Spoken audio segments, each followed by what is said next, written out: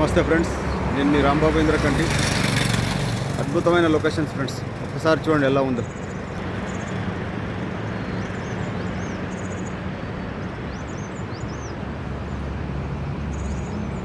ఇది బద్రీనాథ్ వెళ్ళే దారి ఫ్రెండ్స్. NH7 మానా 34 కిలోమీటర్లు, బద్రీనాథ్ 30 కిలోమీటర్లు. మానా అనేది మన భారతదేశంలోని మొదటి విలేజ్ అనమాట. మేము వెళ్ళలేదు, ఓన్లీ చార్ధామ్ దర్శనం చేసుకొని రిటర్న్ అయ్యి వెళ్తున్నాం ఫ్రెండ్స్. ఇక్కడ చిన్న వాష్రూమ్ కోసమని ఆగాము.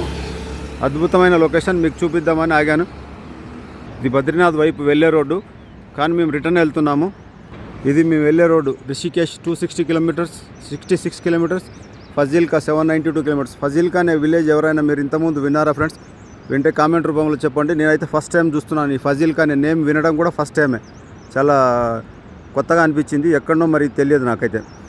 అందమైన కొండల నడుమ ప్రయాణం చేస్తూ చార్ధామ్ యాత్ర ముగించుకొని మేము రిటర్న్ అవుతున్నాం ఫ్రెండ్స్. చాలా అద్భుతమైన లొకేషన్స్ ఎక్కడ చూసినా కూడా చార్ధామ్లో. మేమైతే ఇప్పుడు చార్ధామ్ చూసుకున్నాం, లాస్ట్ అనమాట బద్రీనాథ్. ఇది ఇక్కడి నుంచి బయలుదేరి హైదరాబాద్ వస్తున్నాం. ఇది లాస్ట్ అనమాట. ఇక్కడ మేము వాష్రూమ్ వస్తుంటే కొంచెం ఆగినాం. ఆగితే ఈ అందమైన వ్యాలీ కనబడింది, సూపర్గా ఉంది. అది చూపిద్దామని మీకు చూపిస్తున్నాను. నచ్చితే మాత్రం లైక్ చేయండి, సబ్స్క్రైబ్ చేసుకోండి. ఇంకొంచెం ముందుకెళ్ళి చూపిస్తాను ఫ్రెండ్స్. అక్కడ చమోలి అని విలేజ్ అనమాట. ఆ కొండపైకి ఎక్కాలి మేము. ఇప్పుడు ఆ కొండపై నుంచే కిందికి వచ్చాము, మళ్ళీ కింది నుంచి పైకి వెళ్ళాలి. అది కూడా చూపిస్తాను చూడండి.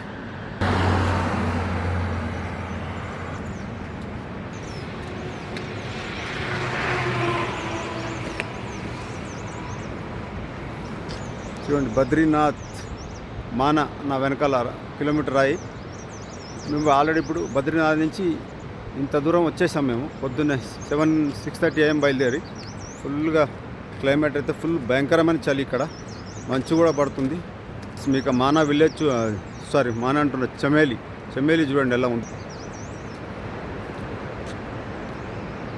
ఆ కొండ చివరి దాకా వెళ్ళాలి ఫ్రెండ్స్. లాస్ట్కి ఫైనల్గా ఆ పైకెక్కి రైట్కి తీసుకుంటే ఇక మళ్ళీ ఆ ఘాట్ అంతా అయిపోతుంది. మళ్ళీ అక్కడ ఘాట్ అనేది కామన్గా ఉంది, మెయిన్ ఘాట్ అది ఊరు చమేలి టౌన్.